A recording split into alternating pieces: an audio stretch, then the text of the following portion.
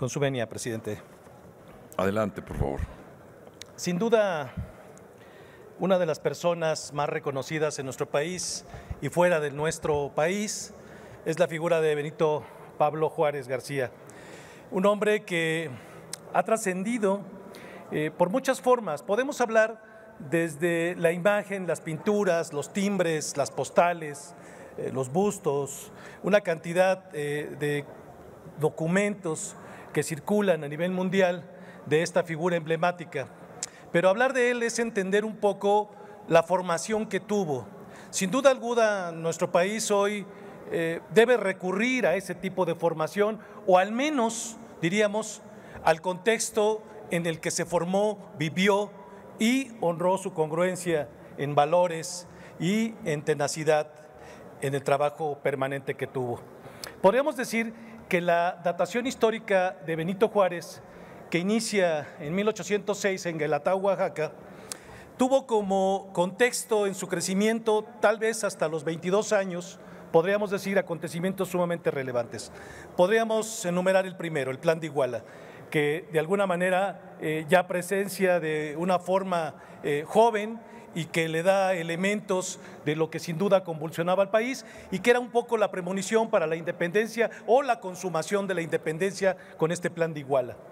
El otro acontecimiento tiene que ver con la proclamación de la República, misma que le daría también elementos y se irían formando en él sin todavía detonar, como lo haría después de salir del Instituto de Ciencias del que formó parte,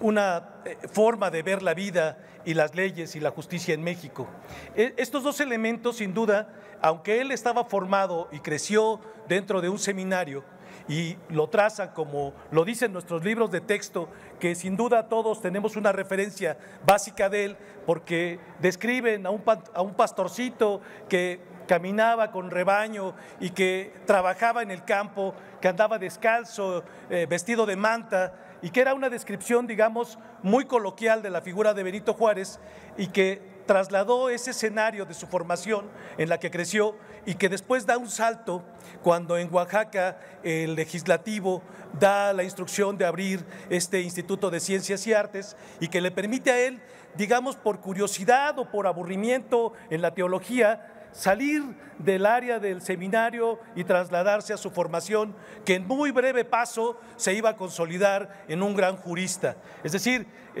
a los 22 años él ya estaba trabajando en esta formación y en ese contexto del cual yo hablaba, ya él permaneció en este claustro del instituto y vio la vida de una manera distinta. Esto le permitió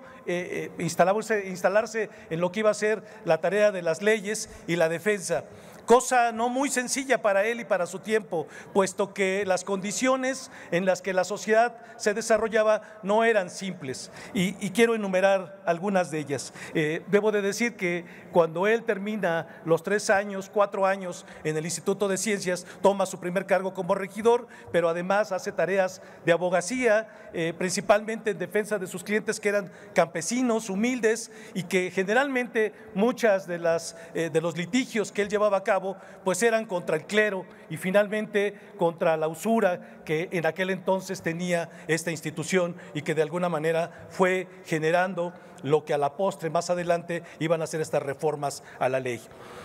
Muchos de los que lo conocieron y que aquí están en letras, Francisco Zarco, que era un notable periodista, quien tuvo la dicha, digamos, si se puede decir así, de rechazar ser secretario ministro en el gobierno federal por dedicarse a su ocupación, narró muchas veces y hay testimonios de la figura de Benito Juárez. Otro de ellos, sin duda alguna, que me parece es de las personas que a mí en lo particular me gusta mucho su narración, es Justo Sierra, quien también se ocupa de ilustrar y describir el desarrollo del personaje, que repito, después de su formación académica es cuando viene a dar mucho la formación jurista. Por supuesto, Ignacio Bañarta, quien fuera gobernador de Jalisco y ministro en el gobierno federal,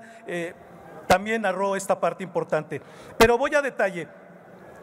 En la parte más importante que me parece a mí que caló en él fue sin duda la aparición de Vicente Guerrero en esa extrapolación para ser titular de la presidencia de la República, apoyado de alguna manera por Juan Álvarez y Santana, y que de alguna manera impactó en el Instituto de Ciencias y que además fue una figura de culto en este instituto, fue formando la idea de lo que él quería y que a la postre iba a capitalizarse con la encarcelación que hace el cura de Los Chicha, que es quien lo manda algunos meses a encarcelar junto con sus clientes, por supuesto por un litigio que tenía que ver con dinero y que le costó estar meses encarcelados, y que esto sin duda alguna iba a ser detonante ya para lo que él iba a formular como lo que hoy conocemos como las leyes de reforma, y que sin duda alguna hay que mencionarlas. Las leyes de reforma enumeran esa vida histórica y defensa que hizo con su pueblo oaxaqueño. Número 1, la ley de nacionalización de bienes eclesiásticos. Las propiedades que tenía y la justificación que él da es que esto podía no solo dotar con estas tierras de más ingresos a través de los impuestos, sino darle al mercado mayor movilidad y mayor oportunidad de ocupación de estas tierras. Ley del matrimonio civil y la ley orgánica del registro civil. Sabemos todos que esto estaba en manos de la Iglesia, y esta datación, esta, digamos, estadística formaba parte de lo que controlaba el clero, y sin duda alguna separar también iba a dar lo que a la postre él iba a llamar como la estadística propia del país, que necesitaba de esa información y de esos números. La ley de exclaustración de monjas y frailes, y la ley de la libertad de cultos, que sin duda me parece iban a ser la parte más importante del pensamiento liberal de Benito Juárez, y que hasta la fecha separa a la Iglesia y el Estado en una condición, me parece, sumamente brillante. Voy a leer una parte que tiene que ver con, me parece, la fundamentación excepcional que en estas leyes de reforma pudiéramos considerar hoy en día. Él decía: en la formación de la estadística, el gobierno general, obrando de acuerdo con el de los estados, reunirá constantemente cuantos informes le sean posibles para conocer bien el verdadero estado que guarda la nación en todos sus ramos, y no parece necesario recomendar la importancia de este trabajo, porque nadie ignora que sin esos conocimientos es imposible que un gobierno proceda con acierto a sus determinaciones.